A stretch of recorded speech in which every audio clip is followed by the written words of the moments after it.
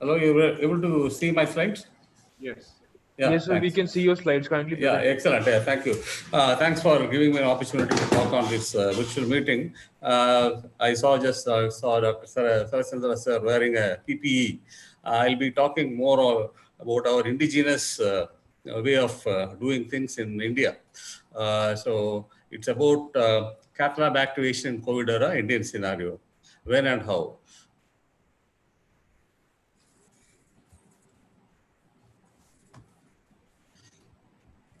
Elective procedures like PCA for a stable coronary disease, endovascular interventions for ileofamal disease, for claudication, and PFO closure, all these kind of procedures can be postponed. And in STEMI patients, fibrinolytic therapy should be considered in most of the patients who are stable. And in case if primary PCA is considered with active COVID, the person's personal should wear PPE. And use of powered air purifying respirator PAPR system, which we used previously, is another good thing which will give you offer a good protection. And in STEMI patients, most of the time you have enough time to do diagnostic testing for COVID, and once you have revascularized, it's better to discharge them early so that in case they become positive, they should not spread the disease to other patients. In patients who require intubation and suctioning and or CPR, intubation should be done in the ICU itself and not in the cath lab. And use of HEPA filters between the tube and bag, where bagging of patient has been already also been suggested. And all personnel should be skilled in donning and dosing of this PPE. And in some situations, PAPR system may be needed.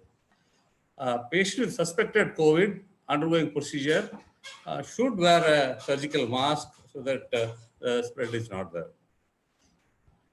So, with the increasing prevalence of COVID in the society, the chance of operating either angioplasty or even surgery on these patients, either are elective or emergency, is very high. N95 respirators are good, but they cause exhaustion of the operator. The exhaustion of the operator definitely will reflect in the operative results. When you do a complex angioplasty wearing a N95 mask or into respirator for 2 to 3 hours, obviously that will reflect in the results also. So we have another additional better system called the PAPR, that is powered air purifying respirator, which has got a battery operated motor, and it has got a filter, and it's a battery operated motor which will pump air into through this tube, and it comes to the hood, and there's a positive pressure in front of your face, so you feel comfortable while doing a procedure. And this is what has been used world over, better than PPE and other things. This is how it looks like when you put on a hood and this tube, you wear this powered PAPR in the hip, and then through that tube air comes and it is delivered above your head into the face. But the equipment is a bit costly, and the motor and battery are bulky, and battery needs recharging. It works for 3-4 hours, but it needs suddenly it might go, so it needs recharging. And the most important problem which we faced initially was that equipments need cleaning after every case.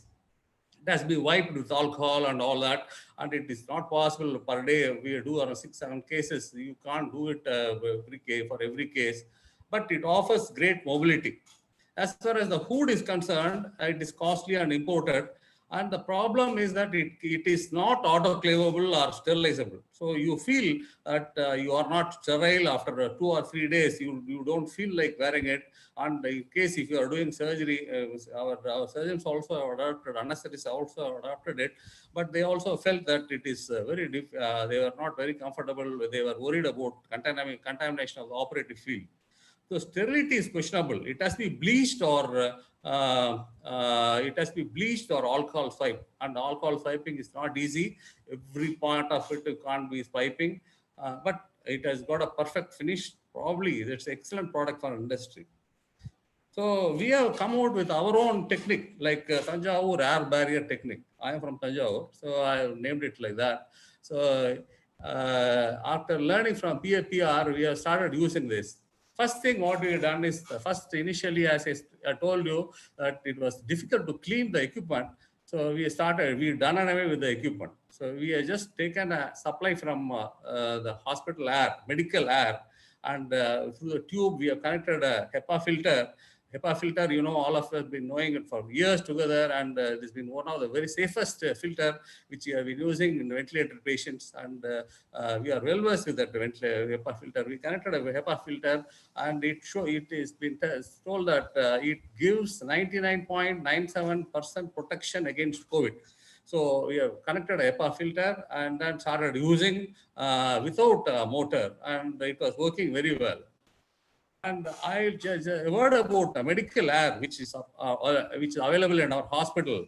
And medical air is one of the safest air supply in the world, because we got a powered filter and air dryer. It filters pollen, petrol, grease, everything. And every hourly they are doing a check, because it's controlled by medical authorities, and it is one of the best air. And third party also examines that every week or so. They give a certification, so that is the best air you can breathe. So we have started using medical air. What we have done is we have taken one supply from the hospital air and connected to a panel which has got 3 or 4 connectors, and from that we have taken 3 tubes, and we have started manufacturing our own hood. Our hospital tailor stitched a similar hood, and then to not only myself, my associate, my technician, my nurse, everybody, we gave a hood, and we started doing angioplasty. So this is we have done around 6 angioplasty so far using this. And in addition to the hood and the HEPA filter, we also used the N95 mask inside, so that it gives you an additional protection, and it gives protection to the patient on the operating field. When you expel air, and it might infect the operating field. Not for us actually. In case if surgeon uses it, then it gives additional protection. So to compare the PAPR and our technique, Tanjavur air barrier technique, the equipment is costly and most motor driven. It's bulky, and battery needs recharging, and equipment needs cleaning in every case. But it offers great mobility. But it uses filtered air from cath lab. But our technique is already existing infrastructure. Nothing has been bought. Everything in Indian. Everything is already available. Only tube connection we are given. That nothing else. And it works continuously. Hours together you can operate. There is no worry of battery being discharged, and there is no equipment. And it offers only limited mobility because it's tube connected, but that's enough in a theater or a cath lab setup. And uses medical air from compressed air. That is the best thing, because it's a very good the quality air.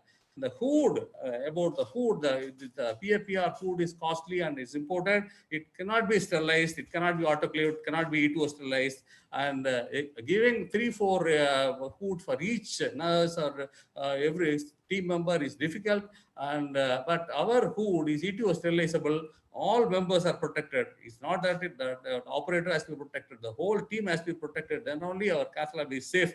So we are able to give to all the members, and it is 1/4 the cost of the imported hood, and the design is evolving. See, our basic thing is COVID is 0.12 microns, and N95 filters up to 0.3 microns. That means 3 COVID viruses, if they are trying to rush through a single pore, they will not come. But they behave and they line up, they will be able to enter. So even whatever N95 mask you wear, there is a chance that you might get infected. But our system doesn't use the air inside the cath lab itself, inside the theater itself. We are getting air from somewhere else. I am operating on the 3rd floor. The air comes from the ground floor, basement. where there is no patient. So we get the best quality air with this, our TABT technique. This is how it looks like. Our PAPR is bit bulky and we have a hood. Our hood is ETO sterilizable. Every time we get a ETO sterilized, but we name, because we don't change between the persons, so we name it, and then it's ETO sterilized. You feel comfortable. Our surgeons have started using it. They also feel comfortable. And most importantly, we have given an additional HEPA filter for all patients, all hoods, so that you feel additional safety. And an additional N95 mask gives you perfect safety, as well as it protects from contamination of operating field. And finally, how do we find that our cath lab is infected or not? We have got an idea. That is, we have used our air purifier, just which is household air purifier. We have kept it in the corner of the cath lab, and we started running it. It is not to purify air, but we hope that it will filter and the COVID, and the COVID will be caught in this. So every third day we open up and take the filter and take a swab from that and send it for RT-PCR. RT-PCR is available in the hospital. So in case if it comes positive, then there's a chance that our cath lab is contaminated. So we can close down or for 3 or 4 days. This is how we try to do surveillance of our cath lab. And how do we clean up our cath lab in case if it's a contamination, known or unknown? We do a lot of asymptomatic patients. How do you know that your cath lab is and how do you clean it? See, routine fumigation or double cleaning and all may not kill COVID. COVID is easily killed by ultraviolet light. Ultraviolet light of 200 to 250 nanometer kills COVID. That is what. So we have fixed 4 tube lights of this same power in the cath lab and as well as in the console room. So it will kill. We hope that it will destroy the aerosol COVID. And we have made a light like this with the 3 UV lights, and it has got a stand. We keep it in every corner of the cath lab after every night, so that, and then even if once the aerosol settles, the surface COVID also will get destroyed. Thank you.